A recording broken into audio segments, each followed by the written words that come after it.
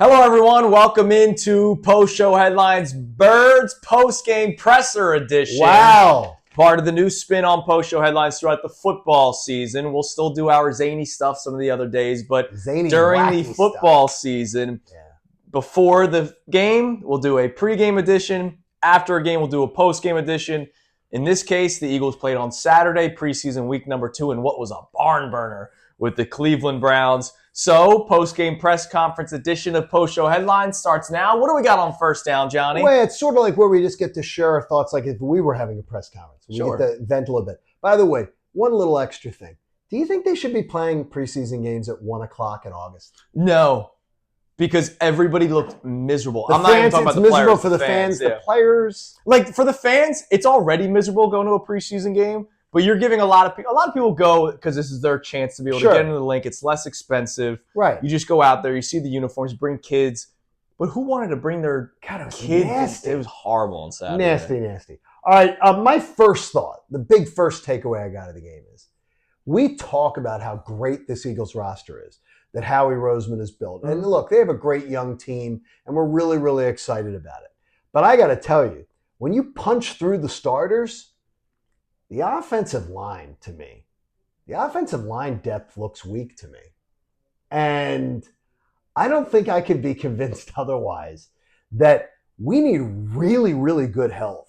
Yeah. And I'm hoping that Landon Dickerson, like, can I cross anything more? Toes. That Landon Dickerson is doing really, really well in his recovery. And it certainly looks, the way he's moving around, the way he's walking around on the sideline. He's walking around the cooler with beers the day after the surgery. Yeah, but even on the sideline yesterday, on Saturday, he's hopping around like I don't think he's in a problem. Yeah, I don't think he's human either. But it does scare me is that I think we talk about this great young Eagles team, but we don't realize the defensive depth I'm willing to let cook. Yeah.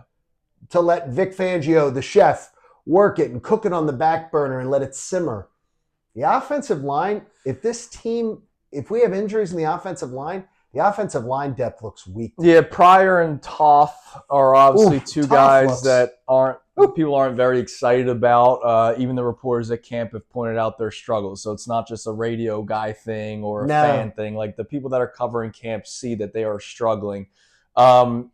We'll see about guys like Darian Kincade, who they did draft. They did draft him. But that was a late round pick. But I mean, when you're a team that is trying to repeat as Super Bowl champions, and no matter what they try to say to you, they're the defending Super Bowl champions. Yeah. And I'm telling you, well, this is any significant loss in the offensive line, I think this team becomes a lot more right back with the pack. Well, this kind of goes back, just one more, tie the bow on first down. It goes back to the Becton signing with the Chargers, where we kind of wondered, $10 million. Could the Eagles really not have afforded that? Like, we've made so much about the Chauncey Gardner-Johnson trade, deservedly so, because I think they're going to miss him. But Becton might be that sneaky, because we all love Becton so much, everybody was just happy to see him wins the Super Bowl, gets his money. Could the Eagles not have afforded that? Because now Steen How about Big Fred? Steen goes from being Fred Johnson, who was a great swing tackle. What did he get, $2.5 million? He barely got anything. Yeah, you had guys that helped you because Mailata missed time last year. Lane Johnson got banged up at times last year. Landon Dickerson, we know how to play center with Juergens being hurt. Like, they had to move a lot around, and they don't maybe have the bodies this year to really play toward that. That's a good point. Good thing to pay attention to. All right, second down. Drew Mukuba had a great game in the preseason. What do you value more? Your preseason game eyes or the reports from camp? Reports from camp every time, twice on Sunday. Because the reports from camp still say that Sidney Brown, Andrew DeCecco, we had him on today. Sidney Brown doing a great job in camp, joint practices, training camp, the practices themselves. But Drew Mukuba had a really good preseason game. Here's one thing I know. Under Nick Sirianni, under Vic Fangio, when they think a veteran player is secure, you don't see them, they don't sniff the field. Yeah. When they think somebody isn't giving them enough in practice or hasn't shown them enough, they play them in the preseason. When I saw that Sidney Brown wasn't playing, that tells me that Vic Fangio says... Well, he also got hurt in the first preseason. I get you, but that also tells... But he could have played. It tells me I think Sidney Brown's been having a good camp. And we heard it today from DeCecco on the show. If you can go back and listen to that at 97.5 The Fanatic, it tells me that they're pretty pleased with Sidney Brown. I think Sidney Brown's leading the competition, but I think maybe that's because of the fact that just Mukuba's been the shoulder thing. Yeah, he had the shoulder injury that knocked him out for a while. It may be a different story if they had both played the same amount. Right. All right, what do we got on third down? Okay, I have said it before. I said it last week. I don't think Howie Roseman is going to be quiet. And in fact, next week, when I'm going to probably go work on my tan a little bit before season starts. Your 18th vacation. A little bit. I don't think that Howie Roseman is done trading. And my guess is, I think it might be like a really active roster week. Like one of the more active roster weeks we've seen. Man. Because I don't think they're happy with the secondary. The fact that the cornerback 2, we couldn't get an answer on it today, and today's August 18th. Mm-hmm. One preseason game left.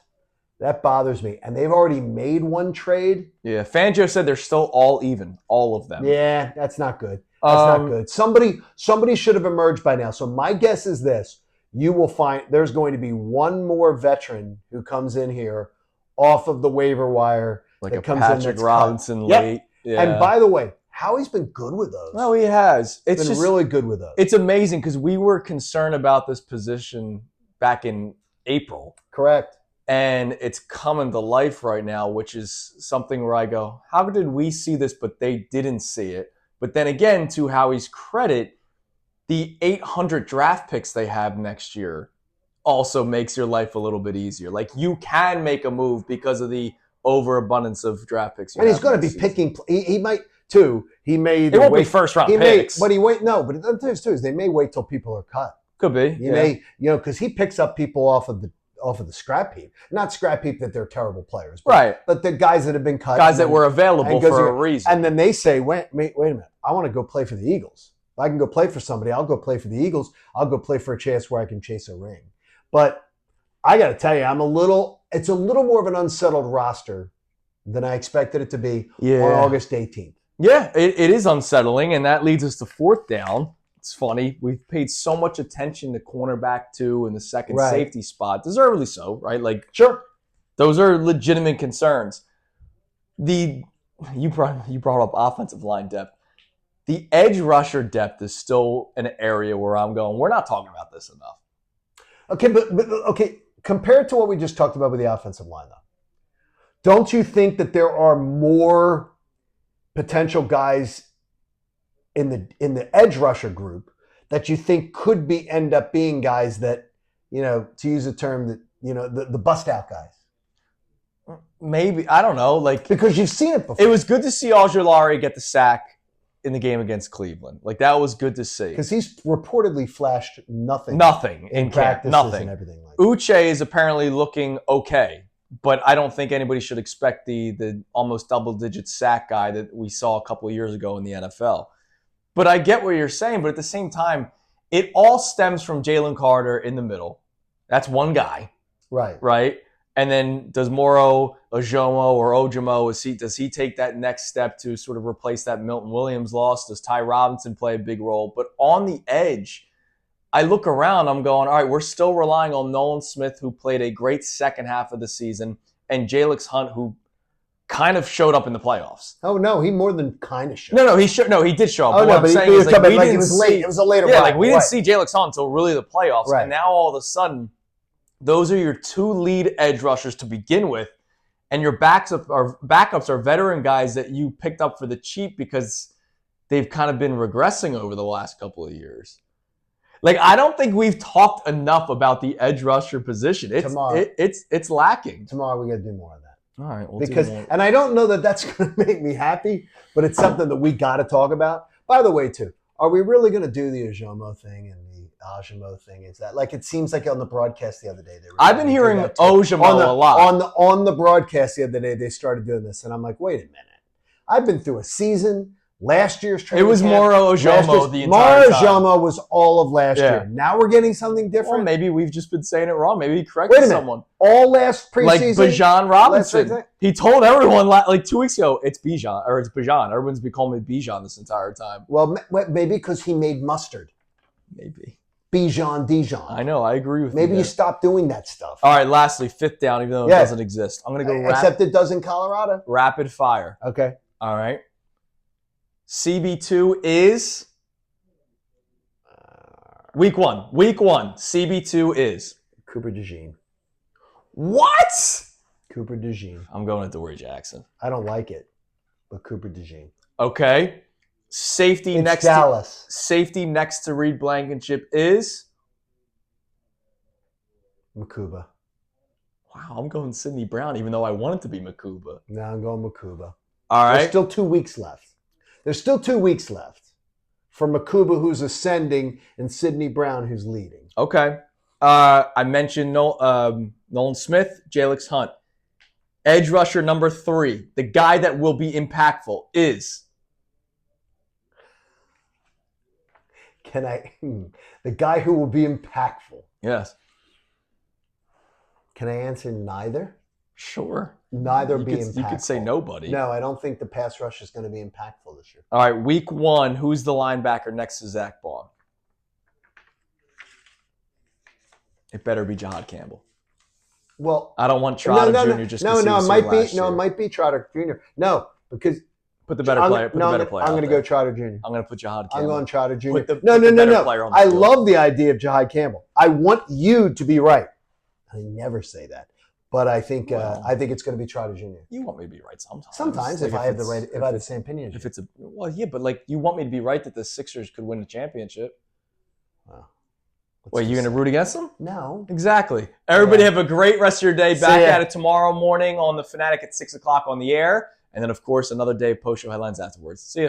Hey, guys. Andrew Salciunas from Kincade and Salciunas. Thank you for checking out all of our stuff on YouTube. Make sure you click, like, subscribe on everything that you see. And, of course, you can see everything from our YouTube feed. Full shows, interviews, when John's being an idiot, which is like 15 times a day. So make sure you check out all of our stuff on YouTube. We appreciate it.